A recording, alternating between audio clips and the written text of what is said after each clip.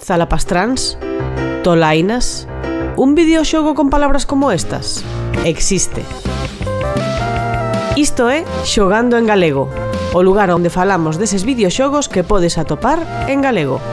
Imos falar de Yuppie Psycho, o xogo desenvolto por Baroque Decay que nos pon na pel de Brian Pasternak, un rapaz do rural que recibe unha misteriosa carta dunha oferta de traballo. Trátase da descomunal Sintracor, no que descubrirá unha rede de situacións escuras e perturbadoras no que nada é o que semella. A súa misión será acabar coa meiga que está detrás de todo o funcionamento da empresa. Todo isto transcorre como unha aventura gráfica con ambientación de terror e con pequenos toques de crebacabezas e infiltración. A perspectiva e manexo do xogo non deixa de ser unha especie de Zelda de Super Nintendo ou Game Boy, pero de oficinas. E a historia é tan tola como interesante.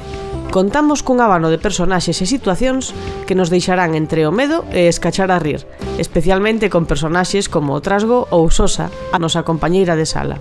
Ademais, ese toque de humor lévanos a referencias que se fan a obras de George Lucas ou escenas de burocracia que parecen unha das 12 probas de Asterix. E temos incluso un videoclub, o Videoclub Misterio, no que é imposible non lembrarse de filmes como The Ring. O apartado gráfico opta polo pixel art, é dicir, estética de videoconsolas de comezos dos 90. En este caso, conta con fortes influencias da animación xaponesa, sobre todo nas escenas cinematográficas e nas ilustracións durante os diálogos.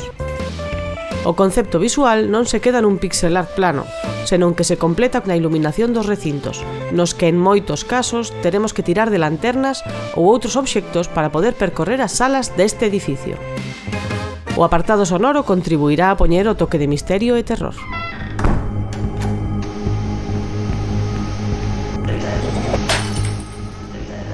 Así temos este Yuppie Psycho, un xogo que ronda as 10 horas que aproveita para falar do clasismo e da relación malsana co traballo cunha localización ao galego exquisita, con pronomes de solidariedade e todo, e cuns diálogos moi estilo Monty Python, Monkey Island, Monty Castiñeiras.